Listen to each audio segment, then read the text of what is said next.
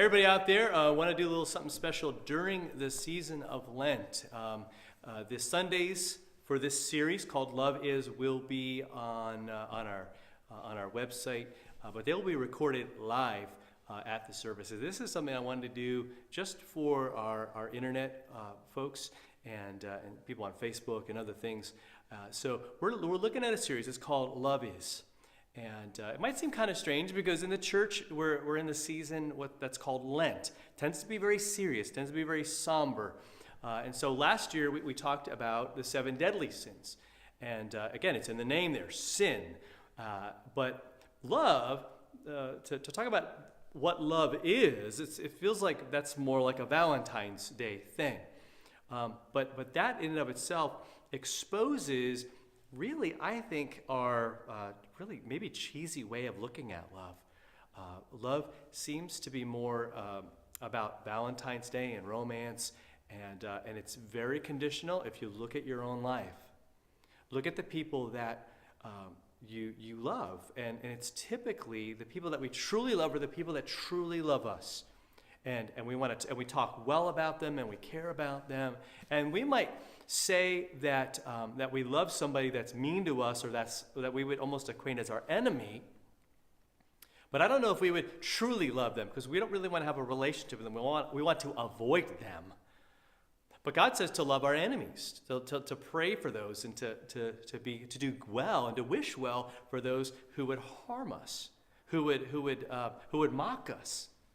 So what do we do with that? And that's why we're doing this series. And so I think it's an awesome, like spot on thing to do during the season of Lent, because it exposes my shallow view of love and my very limited, very almost worldly view of love. And again, doesn't matter. Even if you were not a believer in Jesus, and maybe you're watching this, I still think, there's a call for us to love, and how do we do that? Right? Where's the power to do that?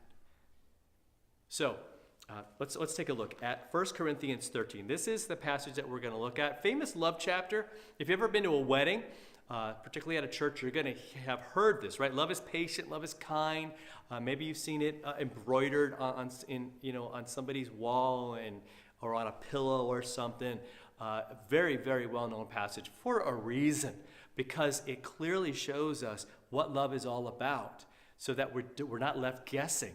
We're not left like wondering, am I doing this right? Is this going to be helpful? He says, look, this is really how God loves us, how God treats us, and then because of that, how do we love others? So I want us to see it really from that flow, from God to us.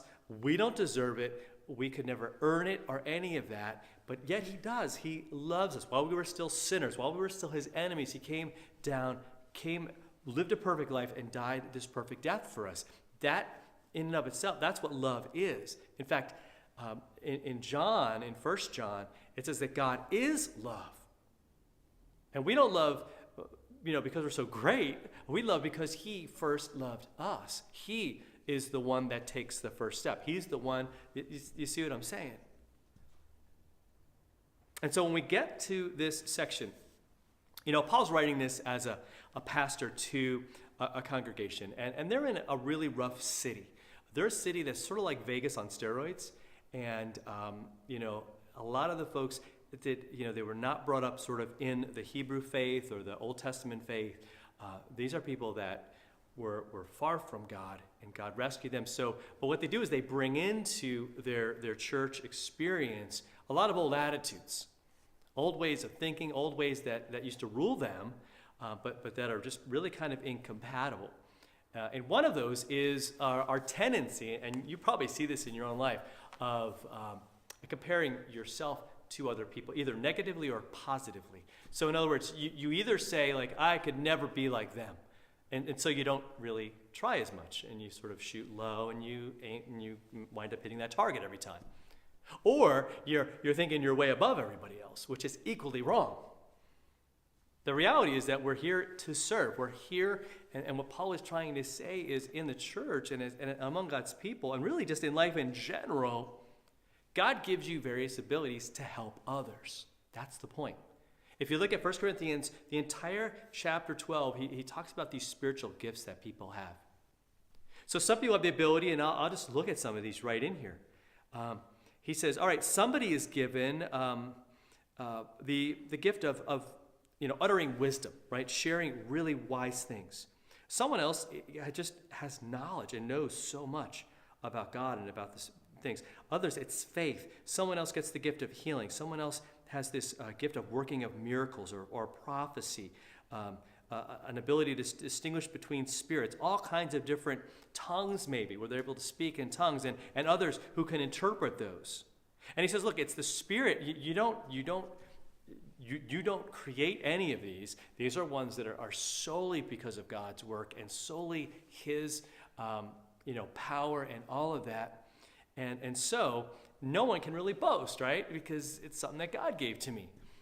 And if I'm using it to prop myself up and to say, hey, look at me, look at how spiritual I am, or look at how great I am, then I've missed the point.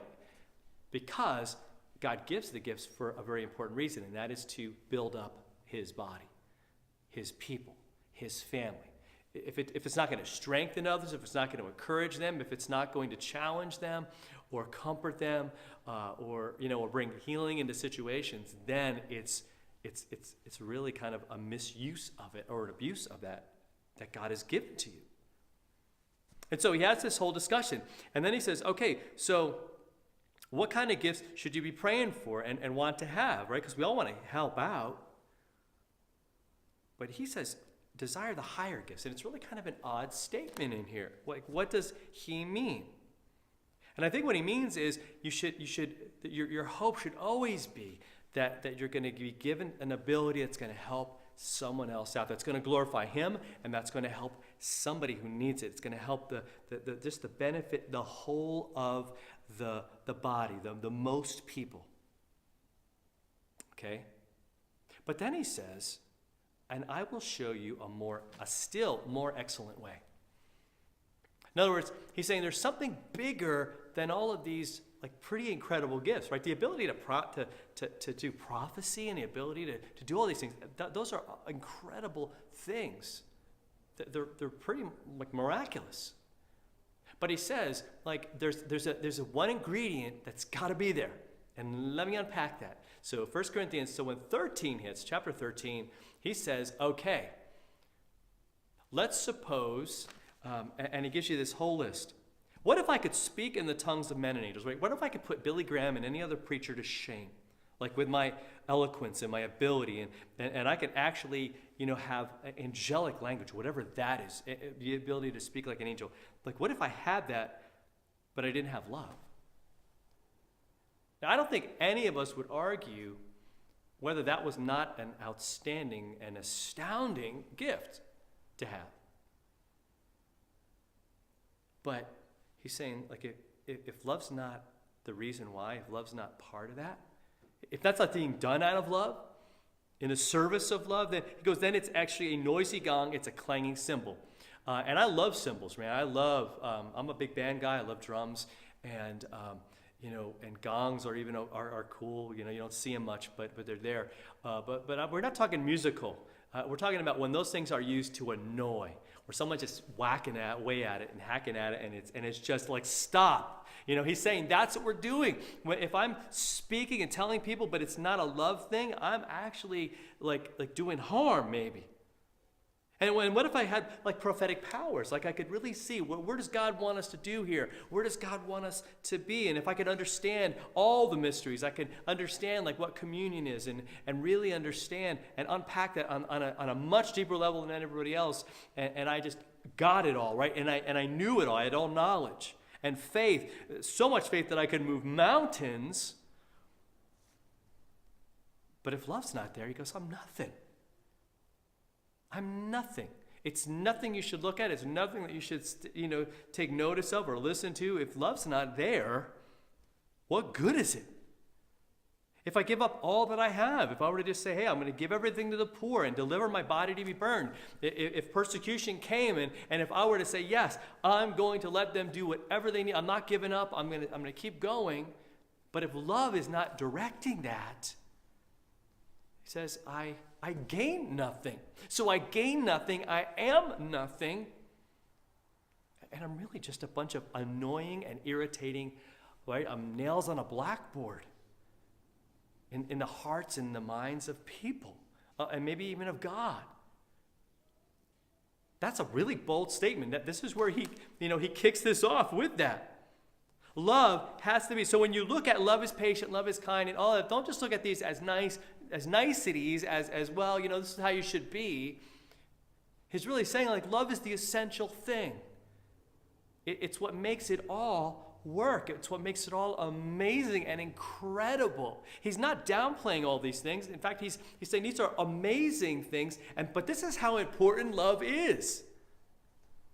And how often do we, and let's be honest here, how often do we say, as long as that person is competent, and even in churches, right, as long as they can lead that ministry, and they're rough around the edges, and they might be mean, right, there's people that we might even think are mean, but that they can do the job.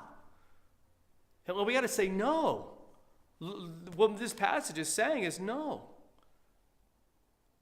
You could be the most spiritual superstar, but if love is not the heart and soul of what you're doing and what you're saying and what you're all the things that you're doing, if that's not the goal, that people would know they're loved and know they're cared about, well, then really all you're doing is making sure they know that you're gifted and that you know that you're great and that you know that you can do the job. And maybe no one else wants to do it. So, right? So that's all about pride. That's all about arrogance and all of that. And we're going to see as we move in these next couple weeks that stuff has no place, because that's not what love is. That's not what love is. And if there's one thing that Jesus said over and over and over and over and over again for us to do, it was to love. Love as I have loved you. He says over and over again, the golden rule. Right? You do unto others as you would have them do unto you. You love the Lord your God with all your heart, soul, mind, and strength, and you love your neighbor. Love, there it is, as yourself. You don't tolerate him. You don't, like find a way to live with. No, you love that person. Now, again, that doesn't mean that we're always going to like what other people do. That's not it at all. But we love. Love is sacrificial. Love says, you know what? I'm not giving up. Love says I'm not going anywhere. Love says, you can reject me and you can, right? Because that's what happened to Jesus. And in fact, that was his plan, that he would be rejected, that he would be abused, that he would be whipped and beaten, and that he would be finally killed, and then finally be laid in a tomb, dead, paying that sacrifice for you and for me. That's what love is. We look at that and we go, wow, that's the most amazing thing. Now, would God do all that and say, but your love, just do it when it feels right? Right? Do it when it works for you. Do it when it's to your benefit. No, it's the opposite. Because in my love for my wife, for my kids, for my family, for all the people here at this church that I'm at, and in the world around me, the people I see at my kids' hockey practice and music lessons and in school and all of that, right? The love that I share with people and the hope that I hope to bring to them. That foundation is love. I want them in that to not say, well, Fred's such a good guy, but I want them to see that God is so awesome. It's so incredible. I want them to see that this is what love really is about. Because if there's one thing we need in this world today, it's a lot more of that. God's definition of love. This sacrificial definition of love. And not just a defining of it, but a living out of it where people actually see. Now again, I'm going to warn you, that's not easy. That is brutally difficult and just, but again, how do we do it? Well, look, God did it for us. You know what I mean? He showed us that, and he gives us that love. That's the love that is in us, the love of Christ. So next time you look at somebody and you're like, man, that person just hates me, and I have such a problem with them.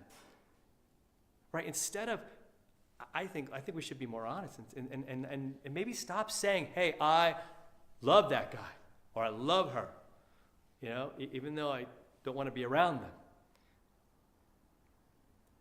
Maybe we should say, like, I hope that the love of Christ finds its way through me to that person, that I could demonstrate that I could have that. See, that's miraculous. That's incredible. That changes things. That transforms me, transforms my world around me. Transforms my soul, it transforms my heart, it transforms my mind, and all of it. So next week, we're going to look at, this coming Sunday actually, Love is Patient. So you want to go, you can look at our live feed at 8:30 or 11 at Christ Memorial. Go search Christ Memorial Lutheran Church and School in Malvern, PA. You can find that there. It'll also be on our church website and our YouTube page. So it's all going to be up there, the whole series, as we keep tracking with it. Next Wednesday, for another one of these videos, we'll be looking at how love is kind. All right? God's peace, and we'll see you next time.